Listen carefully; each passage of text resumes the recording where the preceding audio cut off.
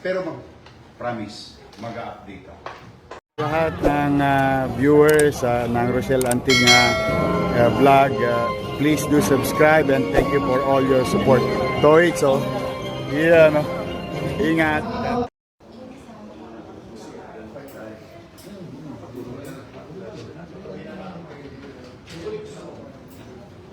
Dito ka na. Dito ka na. Siyempre, bossing yan. Oo. Bigin ka rin. Ano yan? Ginagawa yan. Pero pinag-usapan natin. Ano sa nang mag-PTR? Diyos, kaya pa isa ko. I wish bigyan ko ng partner.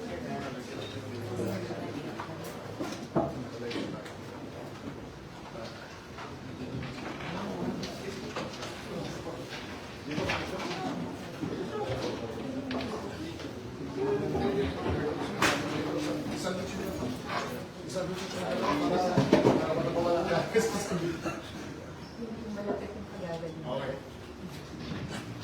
Sige, dito kasi.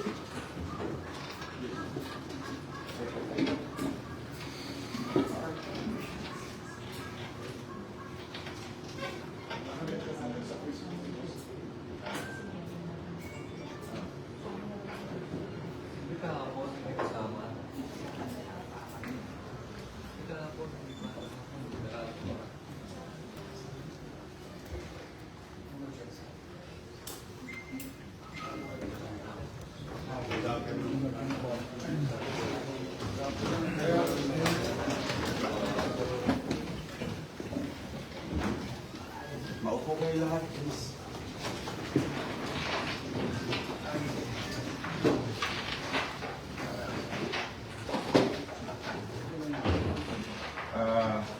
Good afternoon. May baterya na tayo.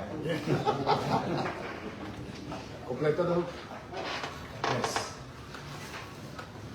Yes. Okay. Good afternoon, ladies and gentlemen, our partners in the private sectors. Thank you for attending the meeting for a short notice. No?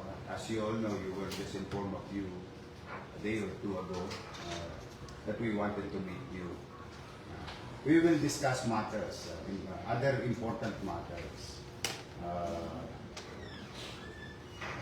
later on. But meron lang akong isang urgent while I'm doing the rounds and may sunog sa and so on and so forth. No? I just received an information that the city of Manila received a disconnection notice for Meralco, Manila Water, Manila Internet Service Provider, sa mga eskwelahan, health center, at sa city government facilities. No? Nakita sa akin yung tresorero kanina. Amounting to this na total ko kanina 133 million. Sige, bago tayo magsimula, unahin ko muna yung problema ng Maynila. Yung as urgent.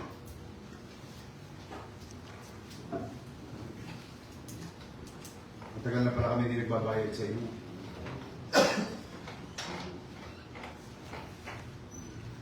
March, April, May, June. Yung mga data rito. Alam nyo, siyempre, hanap buhay niya yan. Ayoko naman pakialaman yung hanap buhay. At may mga tao rin kayong pinasusweldo, pag ang hanap buhay niyo tumatakbo ng maayos, yung mga taga-empleyado ninyo, makakapagsweldo rin ng maayos. But I hope I'm not asking too much.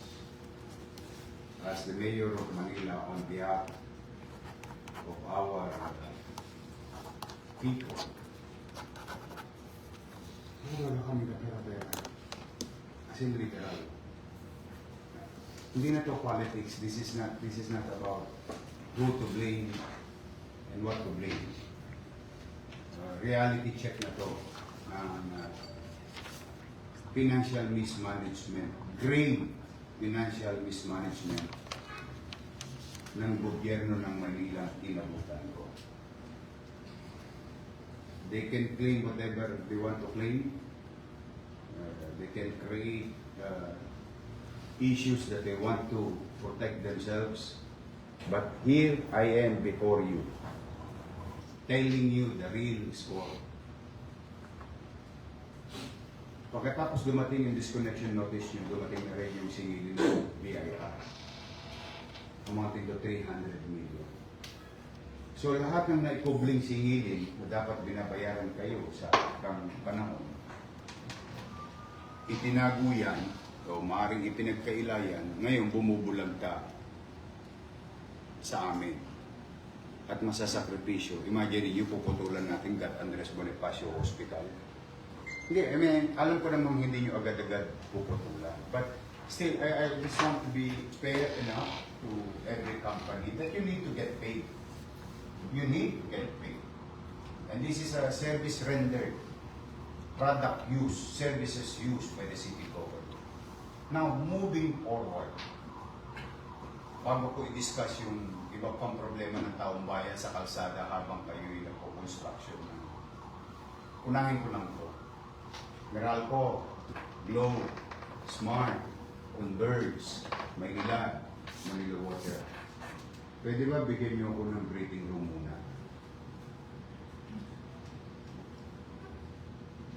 Pwede bang makisuyo na huwag niyo muna kami putulan ng kuryente, tubig, internet, and so on and so forth.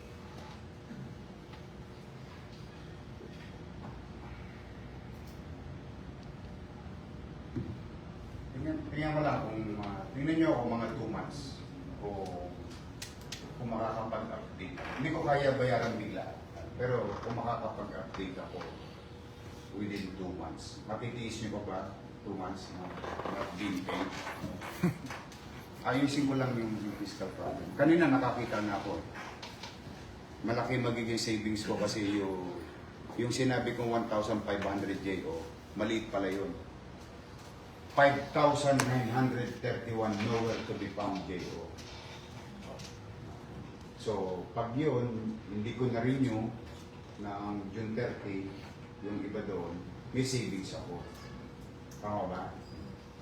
Siya namang ibabayad ko sa inyo, pangako ko sa inyo. Huwag nyo nang putulan yung eskwelahan, ospital at mga pasilidad ng pamahalang munisip. So now, I'm begging you, pleading as mayor of the city of Manila, aasa sa amin ng tao. Aasa sa, wala nang ibang asa ng patuloy. Pwede ba makisuyo, pagbalik ninyo sa mga boss nyo? Bigyan nyo lang ako 2 months muna. Pagka hindi ko kinaya, sasabihin ko rin naman sa inyo. Pag nakagawa ko ng paraan, hindi ko na kailangan sabihin sa inyo, mararamdaman nyo rin naman. Dahil mag-update kami ng bills na. Pwede ba ipamitingan ninyo sa inyong mga boss nyo? I mean, sa mga boss ninyo. It's not a rhetoric question. It's really a question. Yes, who is from Meralco? I know you cannot answer directly to me now because you have bosses. But I hope you can find a space in your heart to understand the city government of Manila and the people of Manila. PLDT. Sure. Yes. We'll do the same, sir. Okay. Smart. Globe. Yes. Ha? Magbabayad ako, huwag kayong magalala. Hindi ako manunubat. Maniwala kayo sa... Dahil talaga, gagawin ko ng paraan niya. Maynila.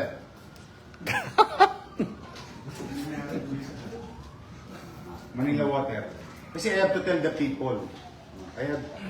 They need to be informed of the situation. So, maaari ba? Pwede? Ang hirap na sagot, no? Hindi, kasi alam ko naman may paswelduhin din kayo. Pwede? So, I can assure the city treasury na, teka muna. Pero promise, mag-update ako. Naghahanap na kami ng mga pinakailaman nilang pananalapi. Nung time ko naman, updated naman ako, di ba? May utang nga rin yun, nabayaran din naman namin. Ano lang talaga, it's really a mess. Without sugar coating, huwag na. Talagang masamang masama. So, is it a commitment to each and every one of you? Yes, sir. O sabihin nyo lang ha, sa mga boss nyo, bayad talaga ako. Ayan si Andres, pagalitan nyo si Andres. Hindi nakabayad sa kuryente. Kasi services yan eh. Maraming antalang services. Okay. So masaya ba akong lalabas mamaya? Kasi after our meeting, babalik ako sa sunog dahil we need to attend to that. Na tuloy ang kuryente, tubig.